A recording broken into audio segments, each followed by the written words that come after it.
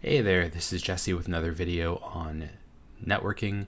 Specifically, this is a technical video and a demonstration of a simple tool that I put together to allow the LAN-only UDP method of Starcraft Broodwar, as shown in the Cause Monarchy game here, to work over a wide area network. Now, this does require port forwarding for it to work today. I'm exploring other options. I'll talk a little bit more about the technical details after that. But first, let's look at a live demo. What you're seeing on screen here is a local running copy of the Cause Monarchy game, as well as a copy running on a remote computer. This remote computer and local computer have the ports 6111 and 6112 forwarded to the local machines. That is required today, although hopefully we'll have an update in the future where that won't be required. First, we'll go into the multiplayer on both of these machines. So I'm going to create a game here on the host machine here. And as you can see, it is not seen by the other computer. The other computer does not see this game because, again, they're not on the same local area network. However, what I can do is I can take the public IP address of the player that I want to connect to this game, and I can go ahead and enter it into this little matchmaking application that I created. You can find this on my GitHub. It is really a minimum viable product proof of concept at this point. But as you can see, you can enter up to 7 IP addresses. You can have 8 total players in a game in the Broodwar engine. And when I hit start here, almost immediately the game will now show up to this other computer. Even though, again, not connected on the same LAN, there's no VPN going on here. It is making this connection work over the wide area network. I can go ahead and connect to this game as well. And as you can see, everything works just fine. All right, so why does this work? Well, if we reference my previous write-up in my GitHub, which I'll link below, as you can see, the way that Broodwar networking works is when you connect to the multiplayer interface, the client begins sending out what I call solicitations. It's a simple UDP message sent to the multicast address that basically asks, are there any hosted games on this network? Now, any client that has a lobby hosted will see that solicitation and it will send back a reply with the map information. Looks something like this. And it doesn't check where that is going. It will send it back to any IP address. Whatever IP address sends the solicitation, this reply will go back to that IP address directly. So what we can do is essentially trick Broodwar into sending this announcement to any arbitrary IP address. And how this script works is it actually sends locally on the machine here, so there's no traffic going over the network. It sends a packet, a solicitation packet, to localhost. So again, it's this machine is sending it to itself basically, but it spoofs the origin IP address of that packet to seem like it's coming from this remote client. And so what happens is the Broodwar engine sees that, and it sees it as a potential peer, and it just sends that map announcement back to this client. And then that game will show in the client itself. Now you might be thinking, why would I give someone my public IP? There's definitely concerns with that. There's definitely downsides. I won't go into a lot of detail here. But one thing that I'd like to point out is that when you're on a peer-to-peer network with anyone, and this includes Radmin, it's somewhat trivial to find the public IP of any user on the network. I'll give a quick demonstration.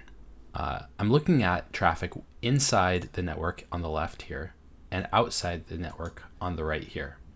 Now, Radmin uses port 52087, at least on my local machine here. And as you can see, it's using TCP traffic, which, by the way, might be a source of a little bit of lag on the network. TCP has a lot of network overhead compared with UDP. But that's a side point. Let's find the public IP of a user. Here my IP is this 26.13.58.243. And if I want to find the public IP address of 26.167.205.33, it's actually pretty easy because since this is a peer-to-peer network, the traffic has to route out my local interface to the actual public IP address of this user. Now, Radmin obscures it, of course, but it's not that hard to find. Let me demonstrate. First of all, I can start a Wireshark capture within the Radmin VPN network with a filter for my IP. So it's looking at traffic that's coming from my Radmin IP. Next, I can start a capture over my public network that's coming from my public IP, or rather my local area network IP, but in any case, this computer. So we'll start both of those captures going. As you can see, Radmin is pretty chatty. Then I can perform an action that we know will be reflected in both of these captures. So I'm going to go ahead and ping the other user on this network. We'll just let that ping run for a second.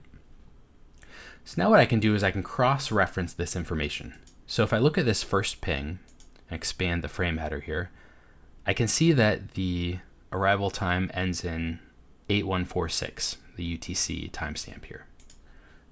So I can look through these packets on the public interface and find that timestamp. So here's 8149. Let's find 8146. And it's .808977. So we'll find the packet that is as close as possible to that. And here it is. All right. So this is a packet that comes right after that. So we've got it's sent to Radmin, essentially is what we're seeing here. And then here it's sent over the public network. Now, based on that, I can assume that this IP address starting in 75 is probably the public IP address of this other Radmin user. But let's double check it by looking at the next ping packet, the next ICMP packet here. If we look at this one, this is at 8147.763. So again, we'll find that timestamp here on the right, 8147.763.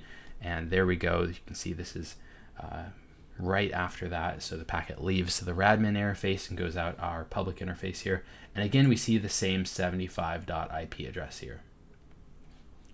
And I could check the third and the fourth and be very confident that is indeed the public IP address of that user. So as you can see, with any kind of peer-to-peer technology, it is somewhat trivial to find the public IP address of another user on the network.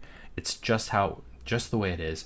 And this is the same for most modern peer-to-peer web technologies.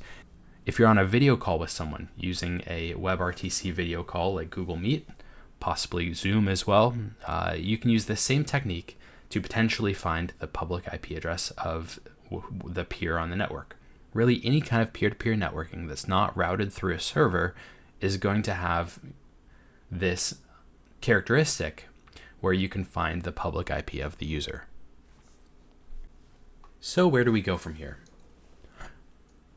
Well, the first thing I'd like to eliminate is the need to know other users' public IP address. Now again, as I've shown here, it's not hard to find, but it does make matchmaking a little bit more difficult.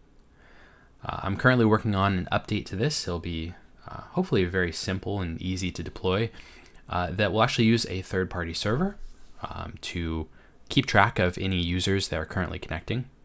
That list of users is then sent to each client, and so the clients can then perform the matchmaking just like I showed in the beginning of this video. The second challenge is the need for port forwarding. Now, port forwarding is needed to get through the NAT or network address translation for each user. So that's a challenge to implement with this kind of Python script relaying that I demonstrated in this video.